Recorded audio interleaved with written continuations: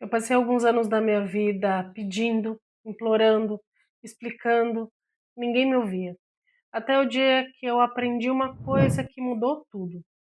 E hoje, quando eu falo, eu sou ouvida. A escola me escuta. Não porque eu grito, mas porque eu sei como falar. E é isso que eu vou te ensinar agora. A escola não te escuta? Então aprenda a ser ouvida sem precisar gritar. Quantas vezes eu imagino que você saiu de uma reunião que você fez com a escola com aquela vontade de chorar.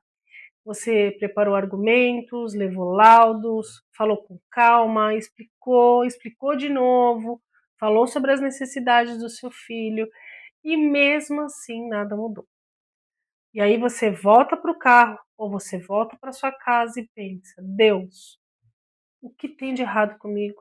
Eu não consigo fazer uma solicitação, eu não consigo ser ouvida. Mas eu preciso te falar uma coisa que ninguém costuma dizer.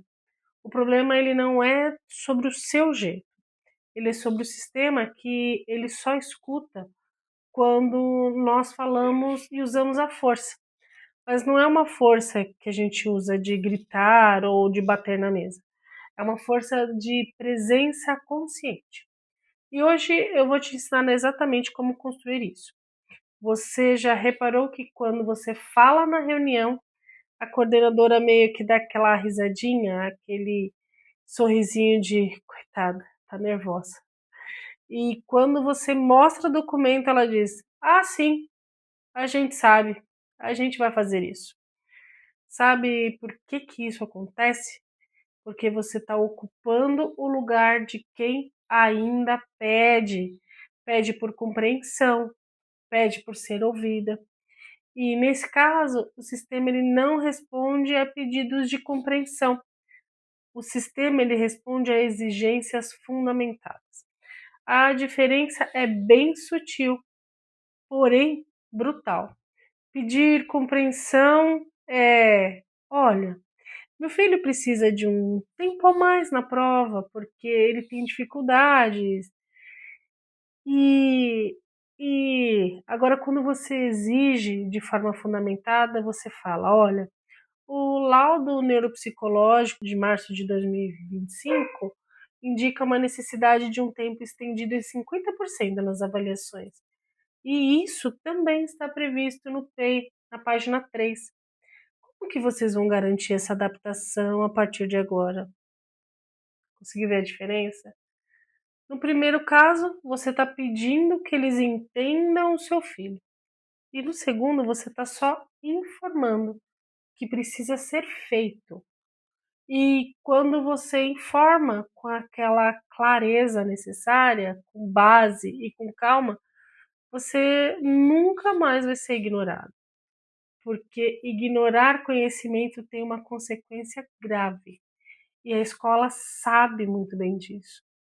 Agora eu vou te ensinar 3 pilares que transformam mãe emotiva em mãe que é levada a sério.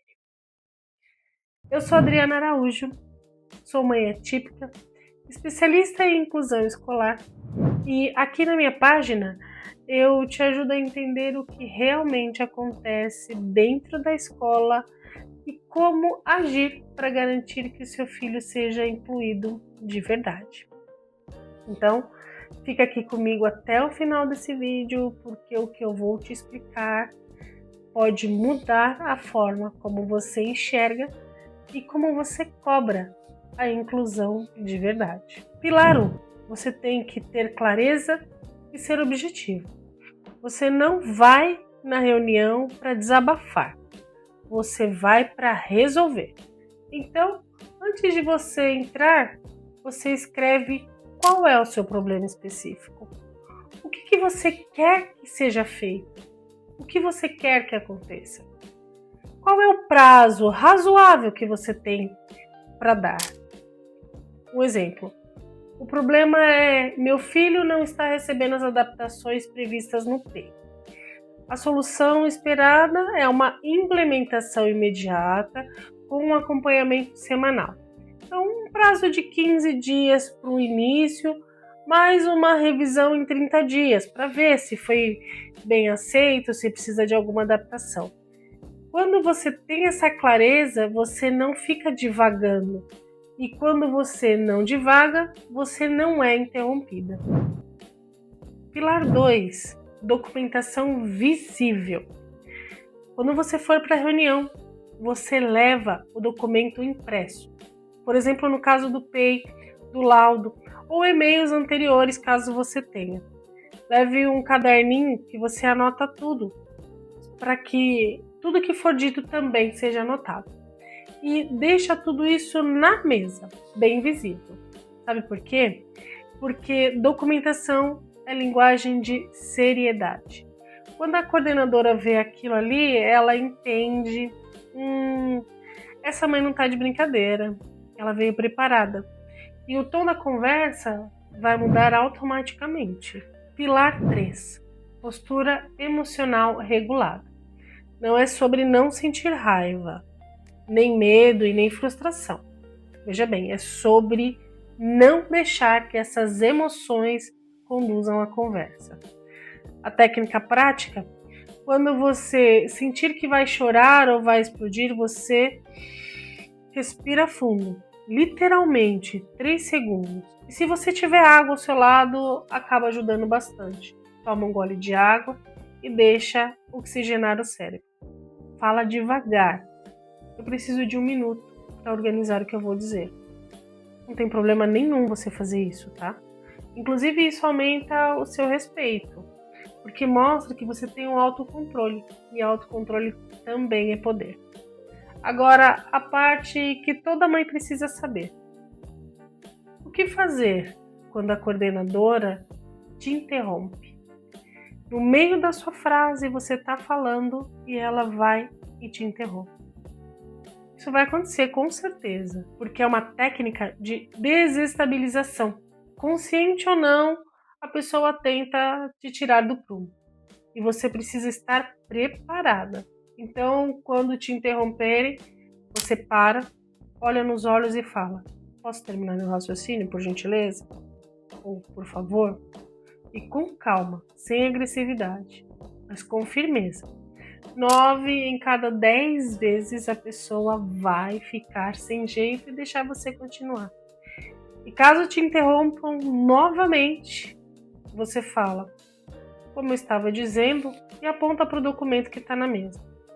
Aqui na página 2 está previsto que... E aí você vai falando aquilo que você queria falar. Apontar para o papel é uma âncora visual. Tira o foco da emoção e coloca você no fato. E se você perceber que a reunião está virando bagunça, você usa a carta final. Gente, acho melhor a gente registrar isso em ata. Quem vai redigir? Pronto, o clima muda na hora. Porque ata significa isso aqui vai ser oficializado e ninguém quer comprometer a escola oficialmente. Então, de repente, todo mundo muda e fica extremamente colaborativo. E eu sei o que você está pensando agora. Ai, Adriana, mas eu não sei sobre lei. Eu não sei de PEI. Eu não sei de nada disso. Você não precisa saber exatamente tudo. Você precisa saber o suficiente. E o suficiente para não ser enganada. O suficiente para saber quando estão te enrolando ou quando estão realmente te ajudando. Você tem que saber o suficiente para quando você deve escalar algo. E isso a gente aprende.